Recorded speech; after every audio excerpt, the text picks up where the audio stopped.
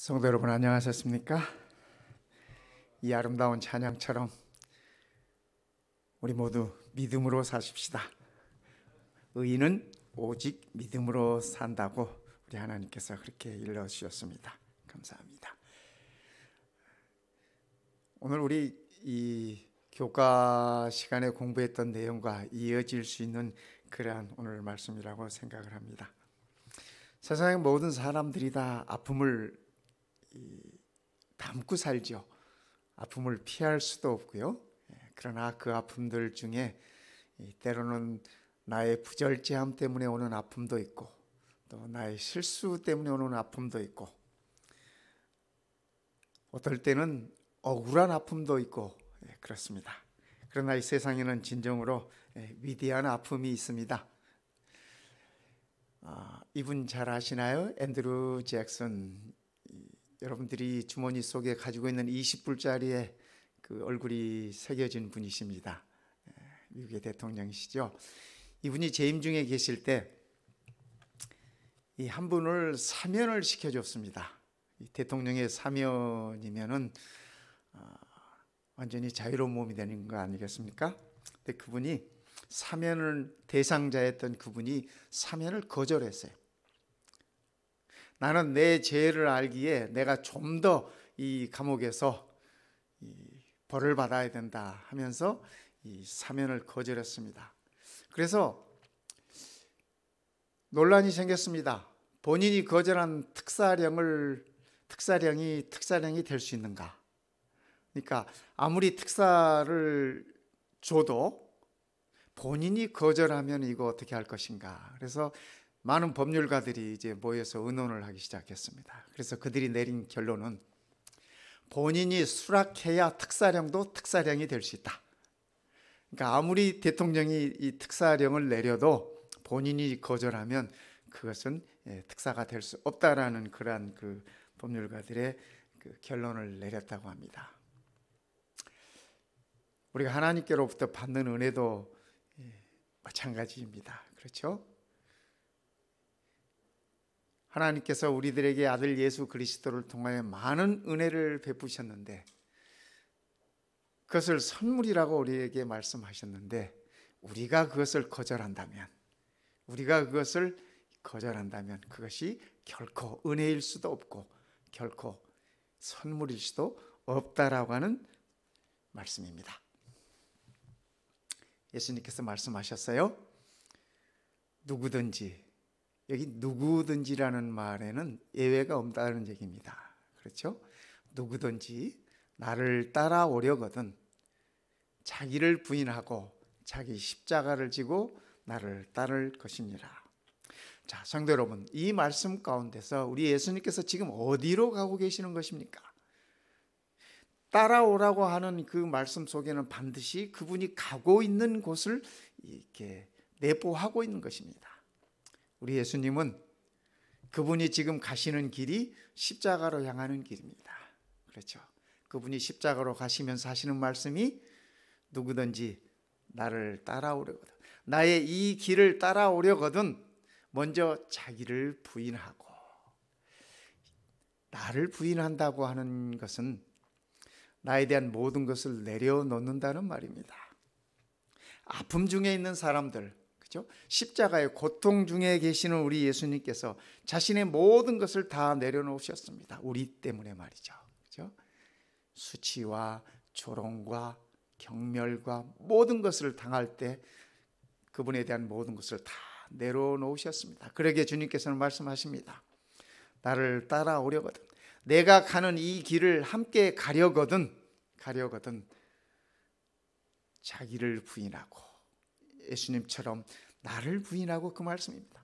그리고 자기의 십자가를 지고 나를 따를 것이니라. 그래서 우리 주님께서 가신 그 길은 십자가의 길이셨습니다. 그분께서 성육신하신 목적은 이 길을 가시기 위한 것이었습니다. 십자가의 길을 가시기 위한 것이었습니다. 그러면서 우리를 향하여 제자들에게 그러셨잖아요. 신자라는 말보다 제자라는 말이 더 좋은 것 같습니다. 제자들에게 이르시되, 그죠? 나를 따르려거든 십자가를 지고 자기의 십자가를 지고 따르라고 이렇게 말씀하고 계십니다. 저는 그래서 십자가에서 겪는 이 아픔은 진정으로 위대한 아픔이다, 그렇게 생각합니다. 우리 주님은 이 아픔을 겪지 않으셔야 되는 분이셨습니다. 이 아픔을 겪지 말아야 하실 분이셨습니다. 그런데 그분의 한 가지 목적, 오늘 선지자 이사야는 우리들에게 말씀하시지 않습니까? 그의 찔림은 우리의 허물을 인함이라고, 그의 상함은 우리의 죄악 때문이라고, 그가 채찍의 마음으로 낮음으로 우리가 나음을 입었다고. 오직 그 한 가지 목적을 위해서 그분은 성육신하셨고 하나님의 아들로서 이 땅에 오셨고, 그리고 그 일을 이루기 위하여 그분은 끝까지 십자가의 길을 가신 것입니다. 그래서 저는 이 십자가의 길이야말로, 십자가의 아픔이야말로 곧 위대한 아픔이라고 그렇게 생각합니다. 위대한 아픔은 고난의 풀무입니다. 여러분, 우리가 욥의 얘기를 많이 하지 않습니까? 어느 날 하늘에서 이 사단과 하나님 간에 이렇게 대화가 있었습니다. 사단, 땅 위에서 욥이라는 사람을 봤니? 봤습니다. 그가 얼마나 신실한지 봤지. 에이, 하나님 그를 축복해 주시고 그러시니까 그래서 그렇죠. 그래? 그럼 너가 한번 시험해봐. 하나님의 이 욥에 대한 절대적인 신뢰, 그것이 욥의 괴로움의 원인이었습니다. 욥이 하늘에서 무슨 일이 있었는지 알 게 뭡니까? 그렇죠? 어느 날 갑자기 하루아침에 날벼락이 치는 것입니다. 아이들이 죽어나가고, 그렇죠? 집에 불이 나고 재산들이 없어지고, 하루아침에 날벼락. 욥이 그 사실을 알 리가 없죠. 하늘에서 무슨 얘기가 있었는지 알 리가 없어요. 어느 날 온몸이 아프기 시작합니다. 견딜 수가 없어요. 도대체 이 무슨 일입니까? 그렇죠? 하루아침에 날벼락. 만약에 우리에게 말입니다, 우리에게 하루아침에 그런 일이 발생했다고 하면 여러분 쉽게 견뎌지겠습니까? 그죠? 하늘에서 무슨 일이 있는지 몰라요, 우리. 하나님께서 무슨 대화를 하셨는지, 무엇 때문에 이러한 일이 우리에게 이르러오는지 우리가 알 길이 없습니다. 선지자 이사야는 이렇게 말합니다. 보라, 내가 너를 연단하였으나 은처럼 하지 아니하고 너를 고난의 풀무불에서 택하였노라. 선지자 이사야는 하나님께서 당신의 백성들을 선택하실 때 고난의 풀무 속에서 택하였다고 그렇게 말씀하고 계시는 것입니다. 그러니까 고난은 이 말씀에 비춰보면 하나님의 섭리일 수 있습니다. 하나님의 은혜일 수 있습니다. 우리를 택하신 하나님의 방법일 수 있습니다. 이욥이 이렇게 고백하지 않습니까? 나의 가는 길을 오직 그가 아시나니. 여기 그는 하나님이십니다. 나의 가는 길을 오직 그가 아시나니. 욥은 지금 고통 중에 있습니다. 고통의 긴 시간들을 지나고 있었습니다. 어쩌면 순간순간이 그에게 고통이었고 순간순간이 그에게 아픔이었고 견디기 어려운 그러한, 욥의 표현대로 빌리면 차라리 내가 죽는 게 더 나을 텐데, 그런 길을 그가 가고 있으면서 나의 가는 길을 오직 그가 아시나니, 하나님께서 아시나니, 그가 나를 단련하신 후에는 내가 정금같이 나오리라. 여러분, 금을 이렇게 재련하는 곳을 본 적 있습니까?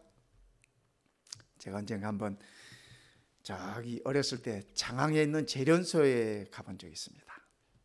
어마어마하게 큰 이게 풀무, 그죠? 용광로죠, 용광로가 있고 거기에 들어가는 것들이 다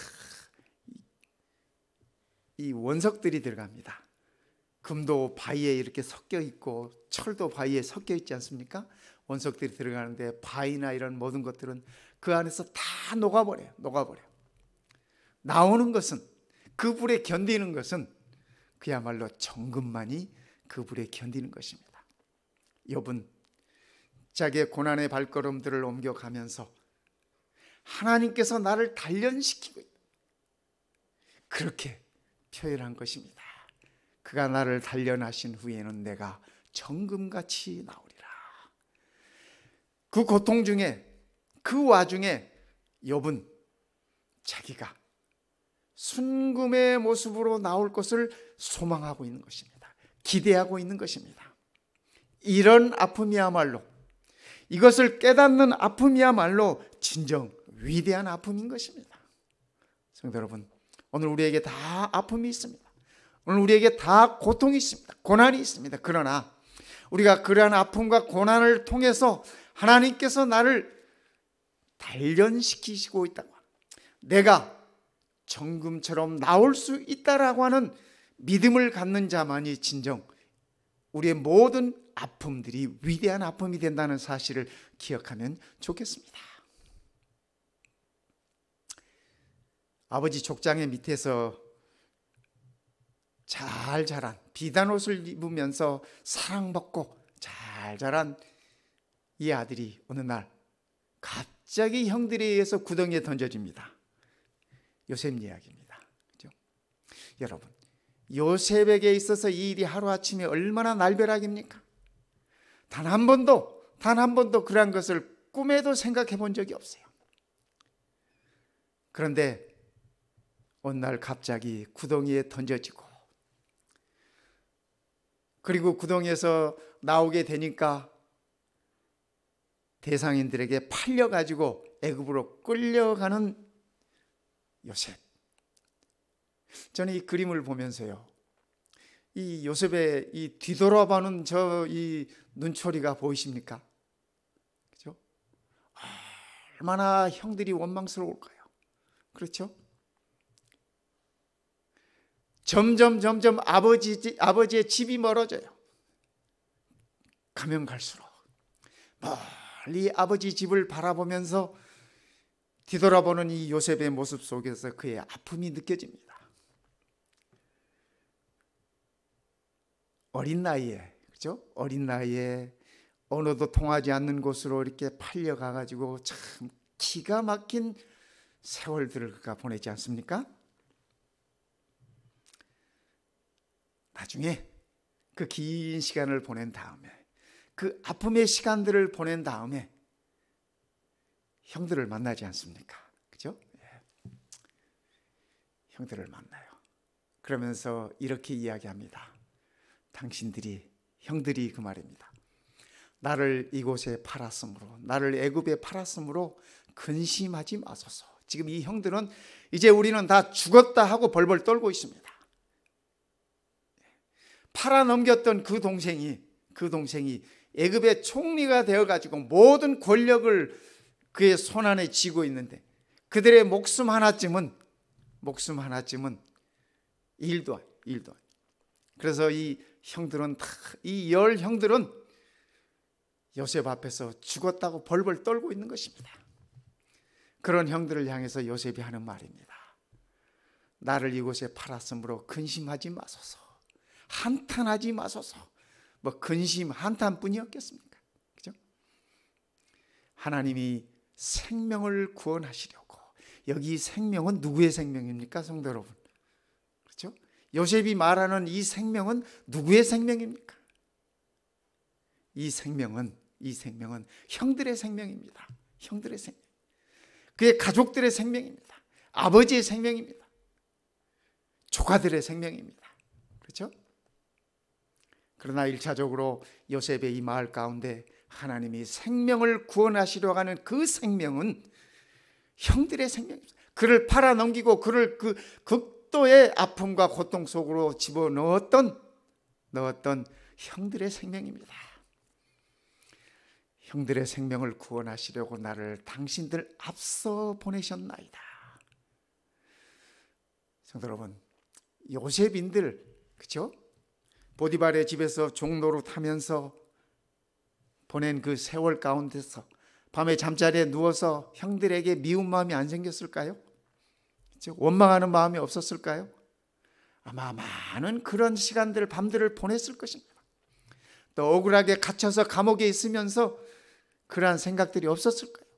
그러나 요셉은 그러한 고통의 시간들을 지나면서 그 시간들 중에 하나님께서 함께 하심을 깨닫고 하나님께서 나를 인도하고 계신다고 하는 사실을 인식하고, 그는 그의 모든 삶이, 그의 발걸음이 하나님께서 인도하시는 것이라는 사실을 간증으로 표현하는 것입니다. 이 아픔이야말로, 그렇기 때문에 요셉이 겪었던 이 아픔이야말로 진정으로 위대한 아픔인 것입니다. 마치 우리 주님께서 이 땅에 오셔서 우리의 생명을 구원하시고자 이 땅에 오셔서 그 아픔을 감내하셨던 것과 같습니다. 하나님께서 나를 너희에게 보내신 것은 너희를 구원하기 위함이라고 우리 주님께서 그렇게 표현하시지 않으셨습니까? 아픔을 믿음으로 승화시킬 수 있다면 그 아픔은 진정 위대한 아픔입니다. 고통을 성숙의 도구로 활용할 수 있다면 그 고통은 진정으로 위대한 고통이 되는 것입니다. 영광로요, 그죠? 바울은 이렇게 얘기합니다. 여러 계시를 받은 것이 지극히 크므로. 바울이 계시를 여러 번 받았습니다. 하나님 계시는 보좌에도 가봤고, 그죠? 많은 계시를 받았어요. 저도 이런 계시 좀 받아봤으면 좋겠어요. 계시를 받은 것이 지극히 크므로 너무 자만하지 않게 하시려고.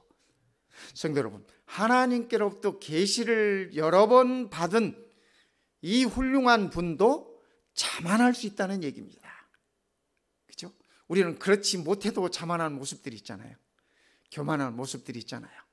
근데 바울은 하나님께로부터 여러 번 계시를 받았지만은 그것 때문에 자만하게 되지 않게 하시려고 하나님께서 자기의 몸에 가시를 허락하셨다. 이 가시를 바울이 무슨 말로 표현했어요? 사탄의 사자라고 표현했어요. 얼마나 그가 고통스러웠으면 그렇게 표현했을까요? 그렇죠? 너무 아프니까, 너무 힘드니까, 너무 고통스러우니까 이것은 하나님이 주신 것이 아니야, 이것은 사탄의 가시가 아니고서야 이렇게 아플 수가 없어, 이런 표현입니다. 하나님께서 내 몸에 가시를 주신 이유는 나를 쳐서, 계시를 많이 받은 하나님의 종으로서 교만할까 봐, 자만하지 않도록 나를 쳐서 나를 자만하지 않게 하려 하심이라. 성도 여러분, 저는 우리 하나님께서 바울에게 네가 자만할 것 같아, 그러니까 자만하지 않도록 내가 이것을 아픔을 준다, 이렇게 주었다고 생각하지 않습니다. 우리의 몸의 아픔은, 우리의 몸의 질병은, 우리 몸의 고통은 누구에게나, 세상에 사는 한 누구에게나 다 있는 것입니다. 다 있는 것이에요. 그런데 바울은 자기의 그 아픔을 하나님께서 나를 자만하지 않도록 주신 은혜다라고 표현하고 있는 것입니다. 이것이 위대한 아픔인 것입니다. 우리가 다 겪을 수 있는 아픔들, 고통들, 고난들이 있어요. 그러나 성도 여러분, 그것을 통해서 우리의 믿음이 자랄 수 있다면, 그것을 통해서 우리의 믿음이 성숙하게 될 수 있다면 이 아픔들은 진정으로 위대한 아픔들이 될 것입니다. 오늘 우리에게 있는 이 모든 아픔들이 진정 위대한 아픔들이었으면 좋겠습니다. 두 번째, 위대한 아픔이란 그리스도를 위하여 싸우는 특권입니다. 나의 실수 때문에, 나의 부절제 때문에, 이런 것 때문에 오는 그런 아픔이 아니라 진정한 위대한 아픔이라는 것은 그리스도를 위하여 싸우는 싸움의 특권이라는 얘기입니다. 그리스도를 위하여 너희에게 은혜를 주신 것은 그리스도를 위하여 우리에게 은혜를 주신 것은 다만 그를 믿을 뿐 아니라, 그리스도를 믿을 뿐 아니라 또한 그를 위하여, 그리스도를 위하여 고난도 받게 하려 하심이라.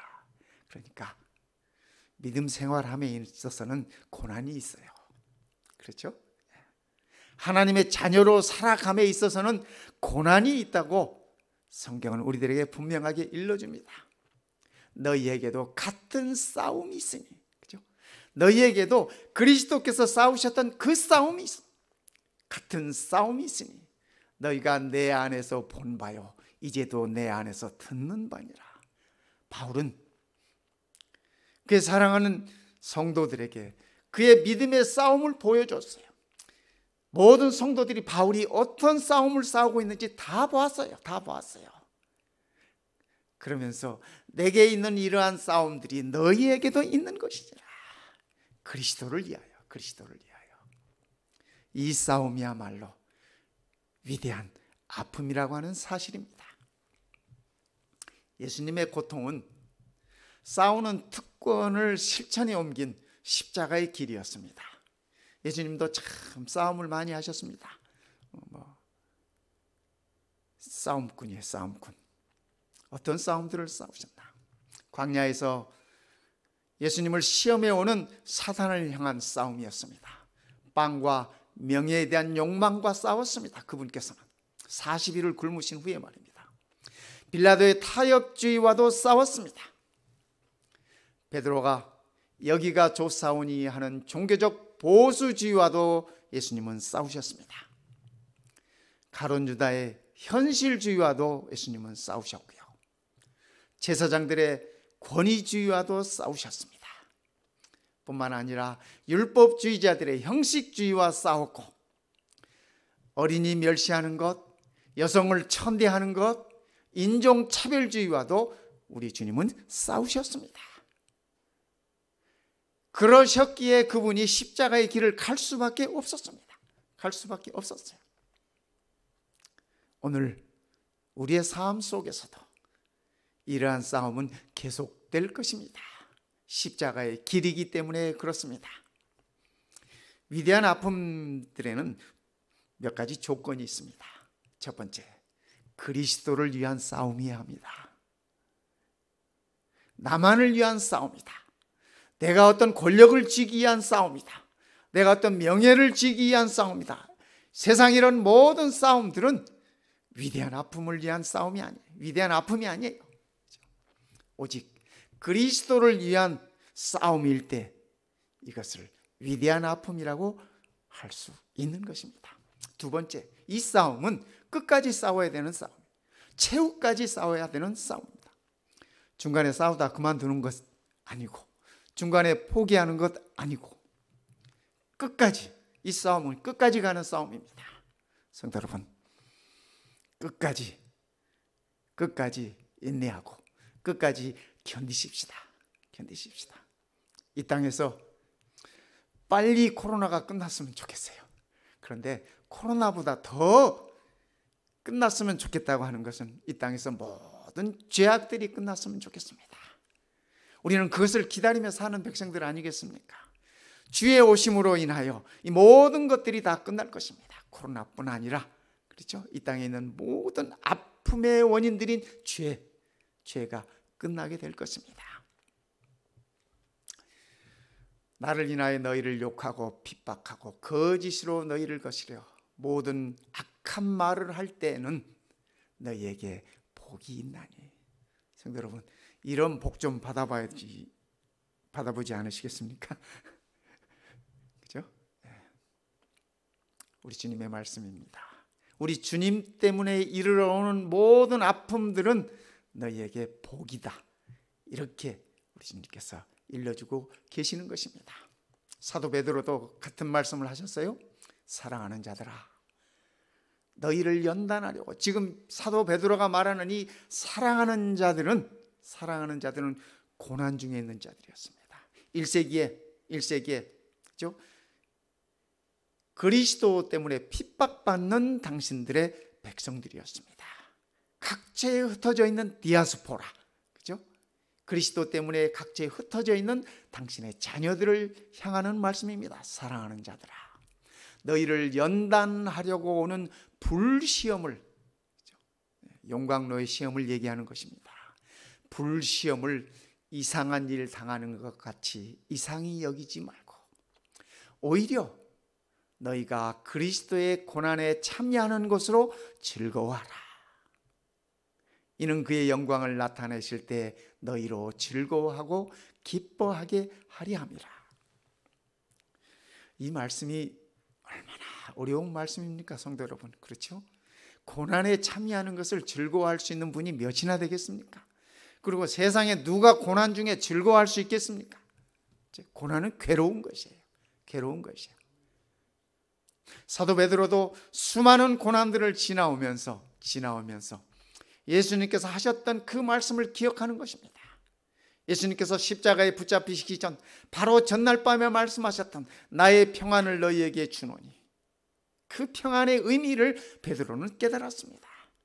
그래서 그가 세상 가운데 그리스도 때문에 많은 핍박과 많은 고난 중에 있었지만은 그가 하는 말씀이, 너희가 불시험 당하는 것을 이상하게 여기지 말고 오히려 그리스도의 고난에 참여하는 것으로 인하여 즐거워하라. 고난 중에 있을 때 나도 그리스도의 고난에 참여하고 있구나, 감사하고 즐거워하라는 얘기입니다. 거기에는 약속이 있어요. 거기에는 소망이 있어요. 이는 그의 영광을 나타나실 때에, 그분께서 나타나실 그 때에, 우리 모두가 기다리는 그 때에 너희로 즐거워하고 기뻐하게 하려 합니다. 요한계시록에 보면 딱 두 무리가 있습니다. 한 무리는 주의 나타나심을 공포와 두려움 속에, 떨림 속에, 바위야 나를 가려달라, 햇빛을 가려달라, 이렇게 아우성치는 무리가 있습니다. 또 한 무리는 주의 나타나심에 대해서 기뻐하고 환영하고 즐거워하는 무리가 있습니다. 우리는 기뻐하고 즐거워하는 무리임에 틀림없습니다. 저는 그 자리에 꼭 서고 싶습니다.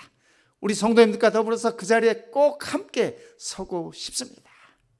그의 영광을 나타내실 때 너희로 즐거워하고 기뻐하게 하려 합니다. 그분의 영광이 나타나는 그 시간에 우리가 슬퍼하고 괴로워한다면 얼마나 불행입니까, 성도 여러분? 평생을 믿음 안에서 평생을 주님 바라보면서 살아온 우리들에게 말입니다. 그렇죠?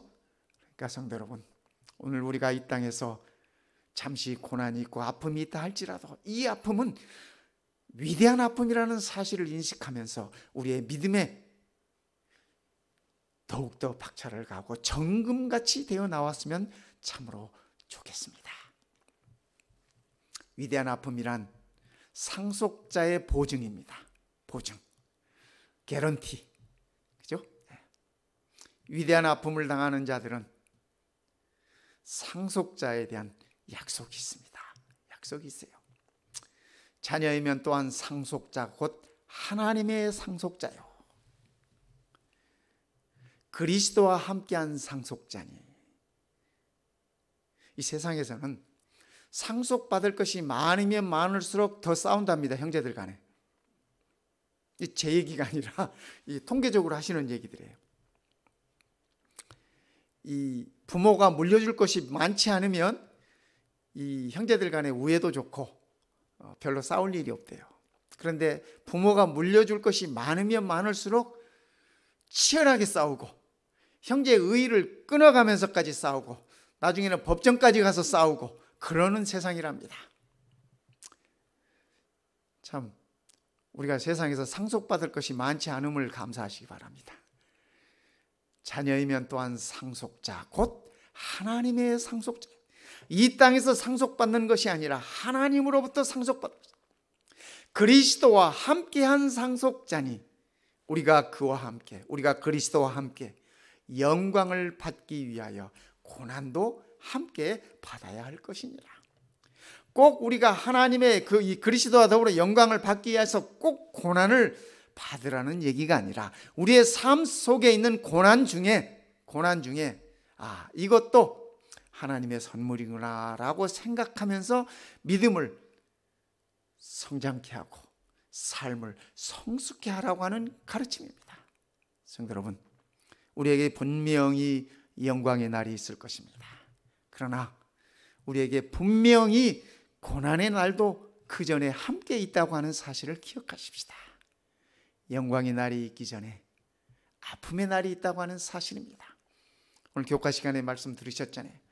No cross, no crown. 그렇죠? 영광, 멸관을 얻기 전에 반드시 거쳐야 하는 것은 십자가인 것입니다. 우리 주님께서 겪으셨던 그 위대한 아픔 말입니다. 그렇죠? 내 사랑하는 형제들아 들을지어다. 우리 함께 들으십시다. 하나님이 세상에 대하여는 가난한 자를 택하사 믿음에 부요하게 하시고 또 자기를 사랑하는 자들에게 약속하신 나라를 유업으로 받게 아니하겠느냐. 그렇죠? 하나님께서 우리를 택하셔서 믿음에 부요하게 하셨습니다. 세상에서 그 어떤 것보다도 믿음의 부요함이 최고라는 사실, 최고의 부자예요. 자기를 사랑하는 자들에게 약속하신 나라를 유업으로 주신다고 하는 말씀입니다. 오늘 우리가 이 약속을 꼭 기억하면 좋겠습니다. 성경 마지막 책에는 이렇게 말씀하고 계십니다. 이기는 자는 이것들을 유업으로 얻으리라. 여기 말씀하시는 이것들, 그렇죠? 이것들. 계시록 21장 1절부터 쭉 보면 하나님께서 만물을 새롭게 하시고 생명과 모든 것들, 생수와 모든 것들을 다 일러주는 말씀입니다. 이것들을 유업으로 얻으리라. 나는 저의 하나님이 되고 그는 내 아들이 되리라. 아들이면 당연하게 아버지의 것을 이렇게 유업으로 받는 것입니다. 근데 하나님께서 하시는 말씀이 너는 내 아들이기 때문에, 너는 내 딸이기 때문에 나의 모든 것, 이것들, 영원한 생명, 그죠? 우리를 위하여 마련하신 영원한 나라, 이 모든 것들을 유업으로 준다. 왜? 내 아들이고 내 딸이기 때문에. 성도 여러분, 이 약속을 생각하면 가슴이 벅차지 않습니까? 가슴이 벅차고 설렘이 있습니다. 저는 가끔 이 땅에서 예수님의 어머니가 되셨던 마리아를 생각해 봅니다. 여러분, 여자가, 그죠? 여인이 성장해서 약혼을 하고 약혼 기간을 지내면 그때가 가장 어쩌면은 행복할 때 아닙니까? 가장 온 세상이 다 사랑의 빛으로 물들고 다 그럴 때입니다. 그럴 때예요. 그런데 어느 날 갑자기 날벼락이 떨어집니다.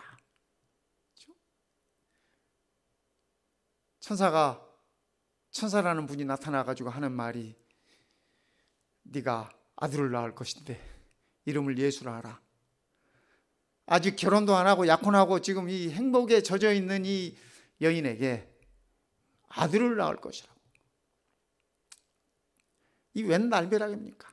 그죠? 말도 안 되는 소리 하지 마십시오. 그치? 그래도 하나님의 말씀이기에 결국은 이 여인이 말씀대로 되어지리이다. 그렇게 고백하고 물러섭니다.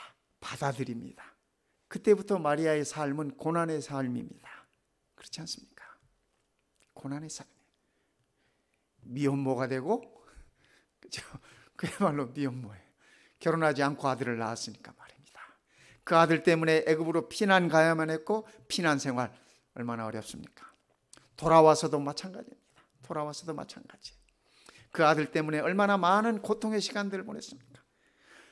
마리아에게 있어서 최악의 고통의 순간은 십자가 아래였습니다. 이 세상에 어떤 어미가 아들의 죽어가는 모습을 지켜볼 수 있겠습니까? 그렇죠? 어쩌면은 그 고통을 견디기 위해서 마리아는 십자가 밑에서 많은 생각들을 했을 것입니다. 가나의 혼인잔치에서 예수님께서 아들이 처음 베풀었던 그 기적을 생각해 보기도 하고, 많은 가르침을 주었던 그 가르침들을 기억하기도 하고, 12살 때 성전에 들어가 가지고 내가 이곳에 있어야 될 줄 알지 못합니까 하면서 그 얘기했던 것들도 기억하고, 그의 아픔을 잊기 위해서 수많은 그의 아들이 하나님의 아들이라고 하는 사실에 대한 확신을 얻기 위해서 그가 몸부림했을 것입니다. 예수님께서 이 위대한 아픔을 견디셨지만 그의 어머니 마리아 역시 평생을 예수를 낳은 이후로, 아들 예수를 낳은 이후로 평생을 그 아픔 속에서 지낼 수밖에 없었습니다. 그러기에 마리아의 아픔은 참으로 위대한 아픔이었다고 저는 그렇게 생각합니다. 성도 여러분, 오늘 우리에게 아들 예수가 있음을 인하여 감사하십시다. 그 예수가 우리의 생명을 구원하셨고 우리를 아버지 하나님의 유업받을 자로 만들어 주셨음을 인하여 감사하십시다. 우리 성도님과 더불어서 아름다운 찬양을 함께 나누고 싶습니다. 이 찬양을 들으시면서 우리가 아들 예수를 깊이 생각할 수 있으면 좋겠습니다. 성도 여러분, 우리에게 우리 주님이 계심을 인하여 감사하십시다. 오늘 한 주일도 우리 주님과 함께 동행하면서 승리하는 한 주일이 되시기를 이 시간에 간절히 바랍니다.